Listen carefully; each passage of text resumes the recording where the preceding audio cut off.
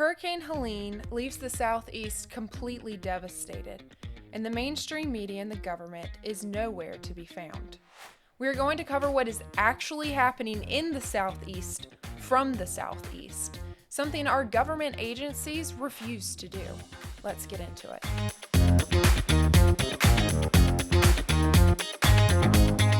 Welcome to the 27th episode of the Magnifying podcast. I'm your host, Alaina Moore. This week we're going to be covering the devastation of Hurricane Helene and what is left in South Carolina, North Carolina, Tennessee, and Florida. Many are still without power and cannot leave their homes. Thousands are missing and hundreds are dead. Helene was underreported by the mainstream media platforms, and it changed its course last minute from what was being predicted. We're going to take a few looks of what it looks like right now in Western North Carolina. Now, these are just videos that are coming out that you're seeing on your screen if you're watching by video platform. There are thousands of bodies that are being pulled from cars, houses, rivers, and other areas in Western North Carolina that we're hearing about. The mainstream media has confirmed some of these deaths that they're confirming are currently a couple hundred, and it's rising very rapidly. People that live in the area are saying that there are thousands that are missing. I saw on Facebook there's people even talking about it being upwards to 13,000. Of course, we don't really know because there's not much of a government response to it. And the little that we are seeing is coming several days after the devastation. You can see some of the mudslides in these videos where it is just rapidly coming in. Chimney Rock was one of the towns in Western North Carolina that was completely wiped out. We see a lot of the devastation as well in Asheville and Black Mountain, where houses were floating down the road. I mean, some of the videos, it's just, we've never seen of before. South Carolina, where I'm from, where I'm seeing a lot of different things and a lot of people that I know are being affected. My co-founder of Palmetto State Watch is seeing a lot of that firsthand of where the eye hit in Aiken. South Carolina has reported more outages than any state, reaching well over 1 million. Over the weekend, I believe it was hitting about 1.4 or 1.6 million. Those numbers are decreasing by the time that I'm filming this episode, which is Monday, September 30th. Governor Henry McMaster of South Carolina held a press conference on Monday that I just completed watching. The head, I believe, of the South Carolina National Guard stated that over 600 National Guard were deployed and they're calling in other states. He said that we sent helicopters to North Carolina and we're bringing in airmen from Florida to South Carolina and is now sending personnel to counties. That's something that I've asked a lot of people about in South Carolina. I have not seen any National Guard or State Guard. I haven't really seen any government response in South Carolina. Of course, they're talking about it on social media, and McMaster has been taking photos in helicopters. But when it comes down to it, in all of the places and all of the people I've talked to, they are not seeing one member from the government, from the military. Really, it's just been linemen and locals that are helping out each other. That's what we're really seeing going on here, is that you're not going to get help from the federal government, it seems, until after it's too late. If, and that's a big if, we see a response. We're not seeing much. We're seeing local law enforcement. We're seeing local emergencies operations. But we're seeing mostly locals helping out locals. In South Carolina, Aiken, Augusta, Greenwood, and Greenville have probably received the most impact in South Carolina, it seems, but many parts of the Midlands were also hit very badly. I'm going to show you a few photos from Saturday and Sunday, so September the 28th and the 29th. This photo is from September 28th in Aiken of the gas line for Sam's Club. And then you're going to see a video from Sunday, September 29th of the line into Sam's Club as well and a neighboring gas station. They're well over an hour, most likely in the 2 to 3 hour range is what we're hearing from a lot of locals. The photos are even worse of the trees and the devastation to people's property and their houses. Gas is going extremely quickly in South Carolina right now. Places in Aiken and the upstate who were hit the worst are coming to other areas like Columbia and surrounding outside of that, even to Charleston. It's becoming very difficult to get gas. On Sunday, I went out to probably 8 different gas stations roundabout in the northeast Columbia to find gas. Most of them were closed down. We're seeing a lot more closing down today. On Monday, those in Charleston are even saying that the gas is being depleted very quickly. By the time this episode releases, who knows what gas is going to be left if it is not replenished. All of these things that I'm telling you are facts. You're not going to be seeing it from the mainstream media. I don't know why they're not reporting it. Some of the local stations are, not everything. The national media is the one that is worrying the most. Wouldn't you think that millions and millions of people in the Southeast who are losing their lives, losing their homes, losing everything that they own, that would be something to cover, wouldn't it? It doesn't seem that important, apparently, to the United States. I went to the Congaree River on Sunday, took a few photos that you're going to be seeing. These were taken at 3:30 p.m. on Saturday, September the 29th, Sunday, excuse me.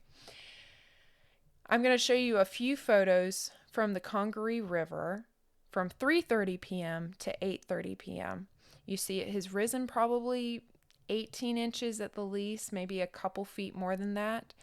Just so everybody knows, the Congaree River is fed by both the Saluda River and the Broad River. And a lot of these rivers go up into the upstate and into North Carolina. Now, North Carolina took on a ton of water. They were not expecting that. While some may be in floodplains, you don't really expect for the mountains of Tennessee and the mountains of North Carolina to receive such a harsh impact from a hurricane. But they did. A lot of the dams are breaking in the area. We saw the one near the Biltmore Estates flooded the area. There's college students stuck in Appalachian State University who all of the cell towers were down. They're slowly, I think, being put back up, but many people cannot even get in contact with their loved ones. They don't know if they're alive or dead.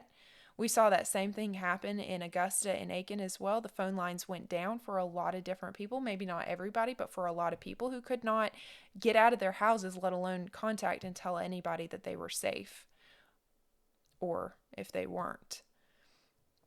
The Congaree River is expected to hit the same historic numbers of the 2015 100-year flood. I think it's hilarious how they called it the 100-year flood, since it was supposed to happen 100 years, and here we are 9 years later, seeing the same numbers hitting the same marks. They evacuated the city of Casey in certain areas and certain neighborhoods that were going to be impacted by the flooding of the Congaree, and the water that goes from there usually goes into the Santee River down by Charleston and McClellanville areas. If another storm hits, it could get so much worse than the current disaster already is. The South Carolina state response over this whole thing has been comical at best. It's embarrassing to see that while South Carolina boasts of so many resources, they've spent the past few years, especially McMaster and many other elected officials, bringing in foreign entities, giving them as much free money and billions of dollars that they want to come in to use our resources and our land. While we can't even provide for our own people during a hurricane disaster. And it's not as if we're living in the mountains and not expecting to be hit. We experience hurricanes every single year. Wouldn't you think that McMaster and the state of South Carolina would be prepared for that? Instead of sending the little bit of resources we have to other states, maybe sending it to our own people and helping them out? Oh, but no. We can't do that. We must rely on Florida for their military and their National Guardsmen to help out. It's really embarrassing, and it's a sorry state for South Carolina to be in right now. Shooting and looting has begun over the weekend. It didn't take long for people to start eating their own. Several reports out of Augusta and Aiken stating that grocery stores, ice machines are being looted, that guns are being pulled at gas stations. I'm not being alarmist here. You can see it for yourself. The media is not reporting it, but you can go on Facebook. I think I did one little search when I had a few people tell me about their experiences, did one search and saw at least 10 to 20 different instances of people confirming it in their areas. Similar reports are also coming out of North Carolina. Here's one video that is going viral right now of a young man begging for help in North Carolina. Hurricane Helene hit Leicester, North Carolina about 2 days ago. The local news is covering it, but the big news is not. A lot of people do not know what's going on. We are without food, we're without water. Gas stations are out. There's no electricity. It's a war zone. It's literally a war zone. Looting is going crazy. It's everywhere. Police are not responding to missing person calls anymore. They're only responding to big emergencies. The Walmart down the road on Bleachery just got flooded out where I work. There's nothing there. It's a war zone. There's flooding everywhere. Houses have been swept away. There's houses floating down the river. Cars are gone. We need help. We need help. And we need to get the word around. We need help, please. Here is another woman that has family trapped in Spruce Pine, North Carolina for 4 days, and what she had to say about the response to the area. Do you think the government is doing enough? Honestly, I don't know how you did not have a formal press conference or something from either President Biden or Kamala Harris. I mean, how do you not say anything for 4 days? They've been stranded for 4 days, and this is the first we've heard from them at all. FEMA is not on the ground there at all. They are not in these cities, not in these towns, and not in these villages. Does your relative have food? Does she have water? Did she have the medication she needs? They have a minimal amount of water. They have a minimal amount of food. They were able to get slightly down the mountain to get a little bit of gas, but they haven't been able to cut their way out yet. When you say cut their way out, what do you mean? There's trees down. You have to have chainsaws up there to get the trees out of the roads, and that is if the mudslides didn't take the roads out completely. I can not even tell you how many families, even here outside of Charlotte, that are looking for their loved ones up in that area. No one knows anything. We can give money to Ukraine and Israel, billions and billions of dollars regularly, but we can't support our own people in their time of need. Here are 2 clips that were 3 days apart. On Thursday, September 26, Biden announced $2.6 billion for a long-term assistance package in aid to Ukraine. 3 days later, on Sunday, September 29th, Biden made his first public statement and said that the federal government is giving everything they have and was working on the ground. Biden was asked by the reporter if there are any other resources that he could provide. What was his answer? No. We've given everything, even though they haven't asked for it yet. I'm proud to announce a new $2.4 billion package of security assistance. We've given them all everything we have. We're on the ground ahead of time, so we're working hard. Are there any more resources the federal government could be giving them? No, we've given them, we have pre-planned a significant amount of it, even though they didn't ask for it yet. Okay, let's step back for a second. He said even though they hadn't asked for it yet. He said this on Sunday, September 29th. Well, let's look at the North Carolina governor's statement, Roy Cooper. He requested federal aid on Friday, September 27th, right when the disaster was happening. South Carolina Governor McMaster sent a request in on Saturday, September 28th. But on Sunday, Biden's claiming that there's boots on the ground and he's already provided assistance that hasn't been asked for? Well, I've spoken with several individuals, and every single one of them, including a lot of the videos that are going viral right now, every single person is saying they haven't seen anyone from the government. You know who they have seen? The local individuals around them helping out in most cases, not all cases.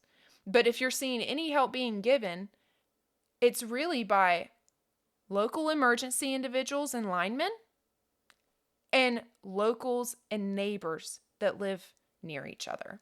So I decided to see, okay, how much money did we send to Ukraine earlier? 3 days before Hurricane Helene hit?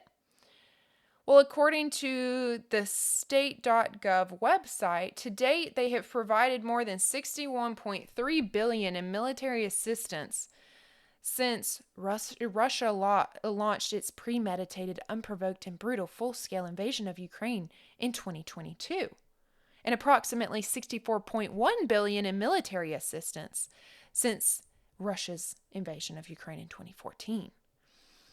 They state on here that we have now used the emergency presidential drawdown authority on 53 occasions since August of 2021 and provide Ukraine military assistance totaling approximately $31.2 billion from DoD stockpiles. So you do the math of how much money they've spent on Ukraine. That's not including the billions of dollars that we continue to send to Israel on a regular basis as well. Biden held a press conference on Monday, which is September 30th, and said that we're not leaving until the job's done. Again, where are you leaving from? That's an honest question. Where are you leaving from? Because we're not seeing anything. He said he is being told he cannot visit the area because it would divert the responses or delay responses to the area. Which, again, hilarious since we're not seeing any responses whatsoever. He continues on and says, we will be there with you as long as it takes. Where? He says he takes it very seriously. I don't know. At least to me, I don't feel like you can really take a disaster such as this one seriously when you're sitting on a beach. You're supposed to be the leader of the free world when you're just leading the next time you're sitting on a beach. At the end of the press conference, I find that this is really where it gets interesting. At the end of the press conference, a reporter, as Biden is walking out, asks why he and Kamala were not in D.C. commanding this disaster. This is his response. Drawn to retaliate. On the hurricane, Mr. President, why weren't you and Vice President Harris here in Washington commanding this weekend? I was commanding. I was on the phone for at least 2 hours yesterday and the day before as well. I command. It's called a telephone. And all my security people.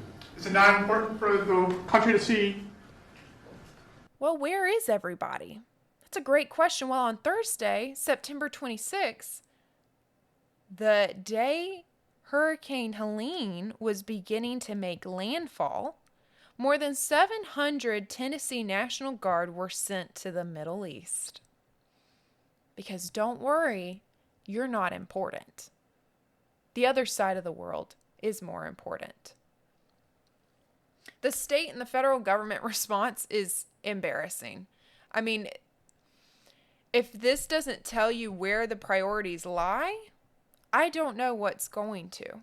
The only way victims have received any help, as we have stated, has been through local emergency facilities, linemen, local groups and nonprofits, and especially even the private aviation community who have used their own helicopters, gas, money, and time to rescue people and bring food and water to those who are stranded and have nothing. Roads are completely destroyed. But don't worry. Biden and your governor says they're coming to help. FEMA, on the other hand, is nowhere to be found. But never fear, the number one goal on their website is equity and diversity. How diverse and equitable does FEMA feel now? Let's take a closer look at Biden's comment on Sunday. Do you have the awards for the victims of the hurricane? Yes, it's tragic. Matter of fact, we're trying to get the exact number. My FEMA advisor is on the ground in Florida right now. There's a distinction between the numbers that FEMA's used and the ones that are used by the locals. So it really is amazing. You saw the photographs. It's stunning. It's unbelievable. It really is.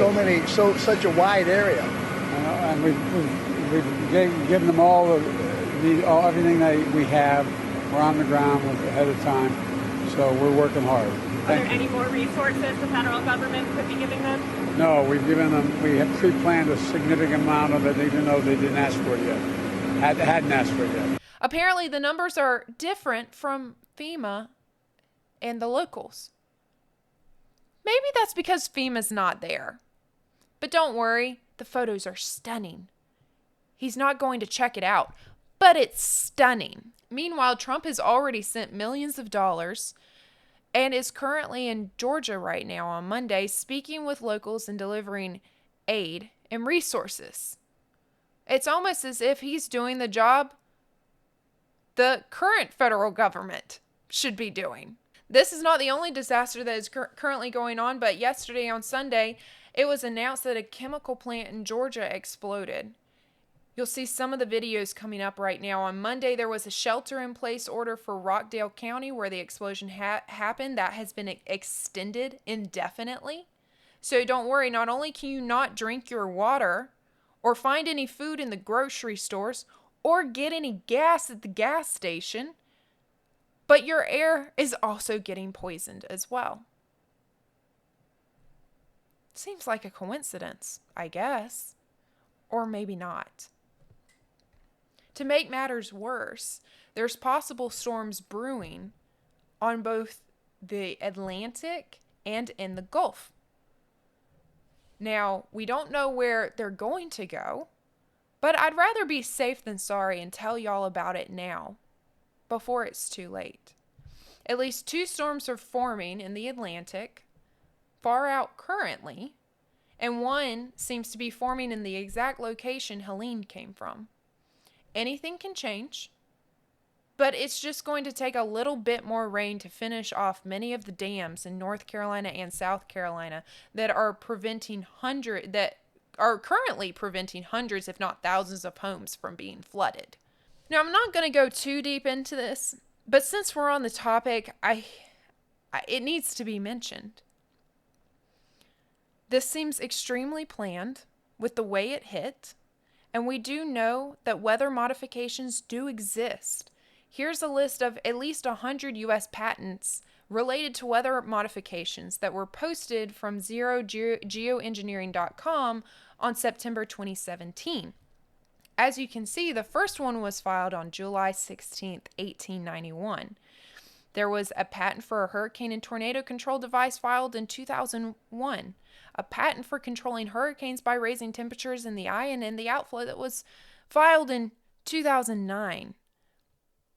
This just takes a little bit of research to look at. These are all on Google, mind you. You can type in weather modifications and these patents are going to be the first things that pull up for you. So it may sound crazy now if you haven't looked into it, but I highly encourage you to do that, especially if there's more storms on the horizon. Because for me, personally, I don't believe in coincidences. especially when we get into the meat and the nitty-gritty about it all. Cloud seeding, for one, is a weather modification technique that enhances precipitations from clouds and creation of clouds that was first conceived after World War II and was used in the Vietnam War in the 60s. You may believe that this one wasn't created, but that doesn't mean they don't use these patents. But if you would like to hear more of that, I can do a deep dive. Just let me know. Even by looking at this right now, I did a couple of searches and we're finding White House annual reports from the 60s about all of the new weather modification abilities that they have and how they can use hurricanes, tornadoes, and cloud seeding, just to name a few. So one thing when I was doing my research, a lot of this felt really familiar. Being and living from the Southeast my entire life, I've lived through a lot of hurricanes.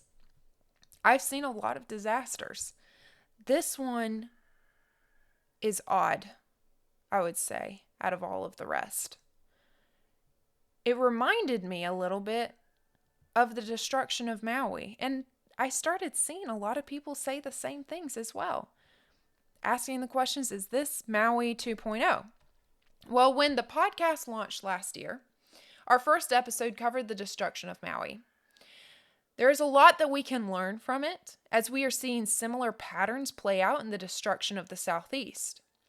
As you may remember, Maui was announced to become the first smart island a month before the massive fires began burning Lahaina to the ground. Many of the cities and towns that were destroyed by Helene have either announced that they will be a smart city or they are building and implementing smart initiatives. But just real quickly, a reminder of what a smarter 15-minute city is. Well, the World Economic Forum talks about it a lot. Shocker, who saw that one coming? A smart city is an urban area that has been developed with a high level of technological advancement, utilizing a variety of electronic methods and sensors to collect specific data. You can pull that one right off of the World Economic Forum or Wikipedia, or really any of all the other several pages dedicated to convincing you how great a smart city is. Now, they're also called 15-minute cities. Why is that? Because if you live in a smart city where the government would love for you to live, you can walk 15 minutes everywhere. You'll have a smart meter on your house so that the government can control how much airflow and the power that you're receiving.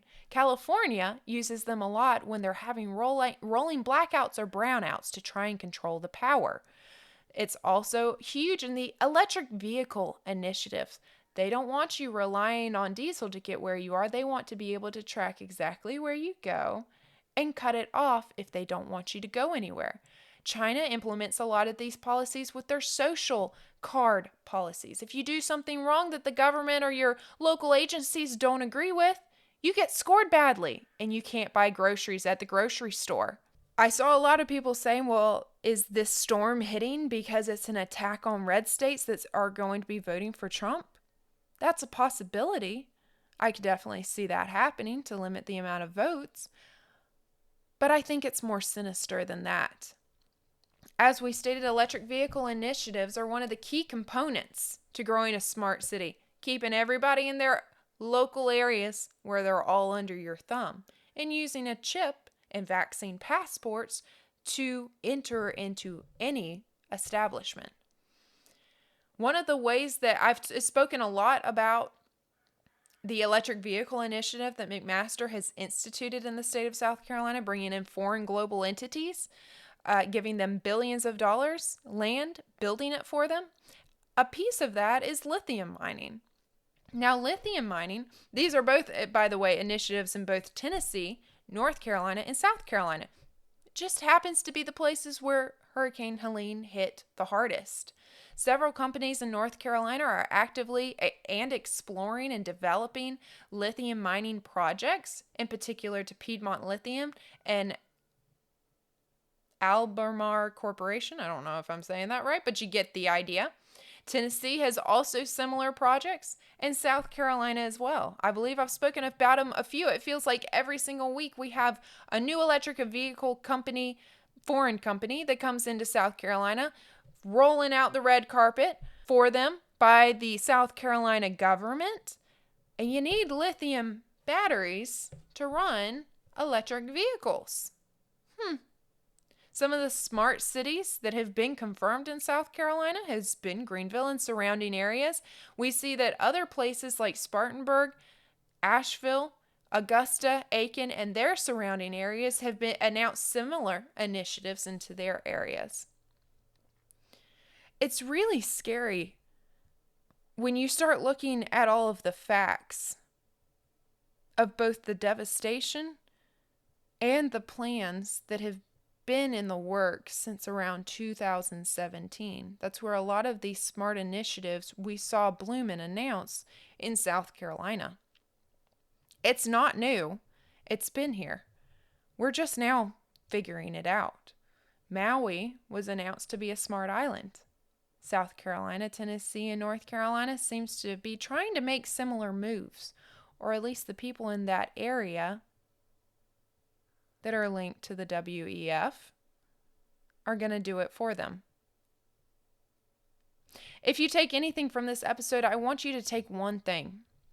When disaster strikes, the government is not coming to save you. You have yourself and God, and hopefully your family, and at most you have your community.